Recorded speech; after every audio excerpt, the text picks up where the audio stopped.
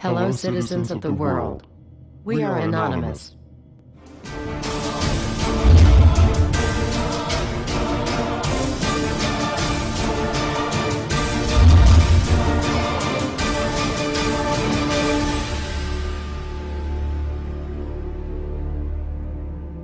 Dear brothers and sisters, now is the time to open your eyes. In a stunning move that has civil libertarians stuttering with disbelief, the U.S. Senate has just passed a bill that effectively ends the Bill of Rights in America. The National Defense Authorization Act is being called the most traitorous act ever witnessed in the Senate, and the language of the bill is cleverly designed to make you think it doesn't apply to Americans. But toward the end of the bill, it essentially says it can apply to Americans if we want it to.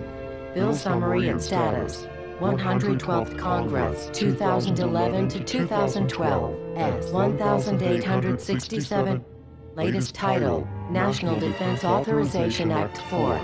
This bill, passed late last night in a 93-7 vote, declares the entire USA to be a battleground upon which U.S. military forces can operate with impunity, overriding posse comitatus and granting the military the unchecked power to arrest, detain, interrogate and even assassinate U.S. citizens with impunity. Even Wired magazine was outraged at this bill, reporting, "Senate wants the military to lock you up without trial." The detention mandate to use indefinite military detention in terrorism cases isn't limited to foreigners. It's confusing, because two different sections of the bill seem to contradict each other.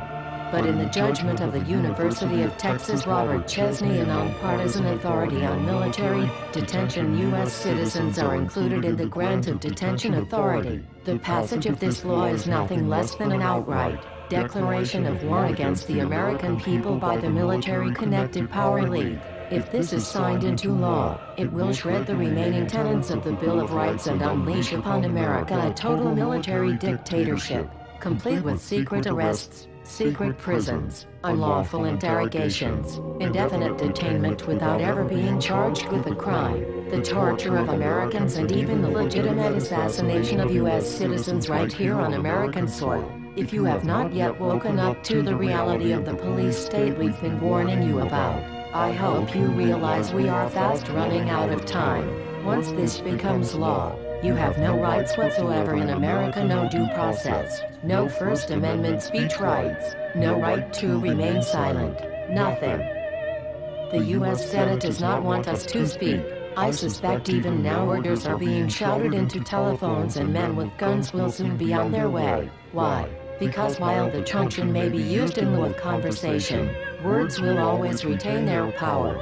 Words offer the means to meaning, and for those who will listen, the enunciation of truth.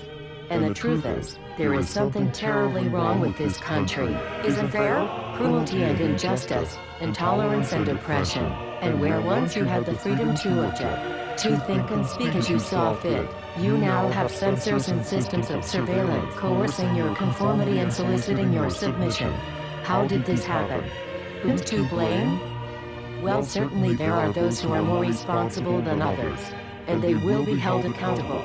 But again, truth be told, if you're looking for the guilty, you need only look into a mirror. I know why you did it. I know you were afraid. Who wouldn't be? War, terror, disease. There were a myriad of problems which conspired to corrupt your reason and rob you of your common sense. Fear got the best of you, and in your panic, you turned to the now president in command, Barack Obama. He promised you order. He promised you peace. And all he demanded in return was your silent, obedient consent. More than 400 years ago, a great citizen wished to embed the 5th of November forever in our memory. His hope was to remind the world that fairness, justice, and freedom are more than words, they are perspectives. So if you've seen nothing, if the crimes of this government remain unknown to you, then I would suggest that you allow the 5th of November to pass unmarked. But if you see what I see, if you feel as I feel, and if you would seek as I seek, then I ask you to stand beside one another, 1 year from November 5th, 2011, outside the gates of every courthouse of every city demanding our rights. Together we stand against the injustice of our own government. We are anonymous. We are legion. United as one. divided by 0. We do not forgive censorship. We do not forget oppression. U.S. Senate. Expect us.